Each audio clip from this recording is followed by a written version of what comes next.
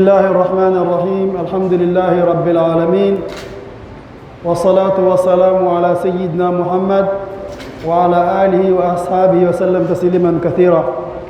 Alhamdulillah, chers frères et chères sœurs, nous remercions Allah, nous prions sur le prophète Muhammad sallallahu alayhi wa sallam. Nous demandons à tout et chacun de faire beaucoup de prières sur le prophète les jours de vendredi, comme lui-même il a si bien dit. Alhamdulillah, nous n'allons pas être longs. Aujourd'hui, nous avons un thème spécial qui va parler rien que la prière. Inch'Allah. Alhamdulillah, nous avons dit, pour prier, il y a des conditions. La prière a des conditions. Première condition de la prière, il faut être musulman. Celui qui n'est pas musulman ne peut pas faire la prière. Alhamdulillah, après cela, il faut être propre. La prière demande la propriété. Il faut être propre dans le corps. Si tu es propre dans le corps, il faut être en ablution. Il faut être en ablution. Il faut faire face à la Kaaba pour prier. Tes habits doivent être propres. L'endroit où tu pries doit être propre.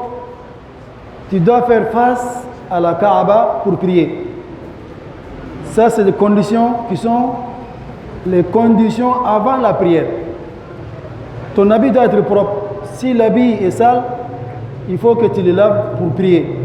Si ton corps est propre, tu pries. Si ton corps n'est pas propre, il faut que le corps soit propre pour prier. Un homme qui va avec sa femme doit être propre avant de prier. Même chose, une femme. Une femme qui a fait les règles, s'est menstruée, si ça finit, elle doit se laver avant de prier. Ce qui veut dire la propriété avant la prière. Habit, et puis corps et la place. Après maintenant, tu rentres dans la prière. On dit les obligations, les fara'id du salat. Ce qui est obligatoire dans la prière, la première obligation, c'est an-niyya. Prendre l'intention pour prier, ça c'est la première condition. Dans les règles, c'est-à-dire les obligations de la prière, c'est 14.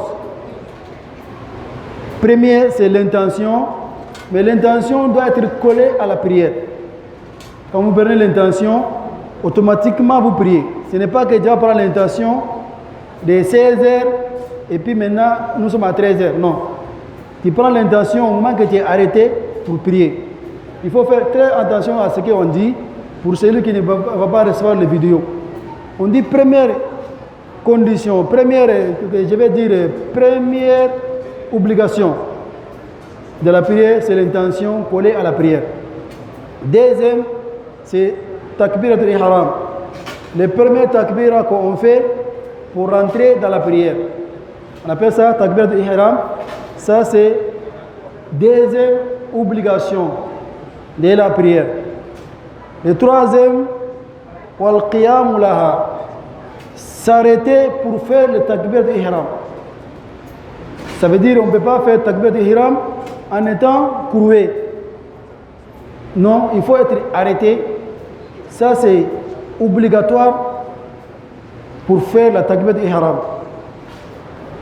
Est-ce qu'on a compris? J'ai dit bien, takbirat al-ihram est obligatoire. S'arrêter pour ça est obligatoire.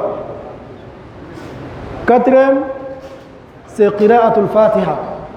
Lire le surat al-Fatiha est obligatoire dans la prière. La salata liman lam yaqra al-Fatiha. Celui qui n'a pas le Fatiha n'a pas de prière. Le prophète qui a dit ça. Wal qiyam laha. S'arrêter, le temps de s'arrêter pour lire Fatiha est aussi obligatoire. On a dit, lire Fatiha est obligatoire. Le temps que tu fais pour lire est obligatoire. Ça, c'est cinquième obligation de la prière. Sixième, c'est ar-ruku'. C'est prosterner, aller au genou. Aller au genou est obligatoire dans la prière. Donc ça c'est le 6e, c'est obligatoire d'aller au genou, attraper le genou. Maintenant le 7e, al-rafu minhu. Quand tu vas au genou, tu dois revenir, s'arrêter normalement. Pour quitter au genou, revenir, s'arrêter est obligatoire. Celui qui n'a pas fait, il n'a pas prié.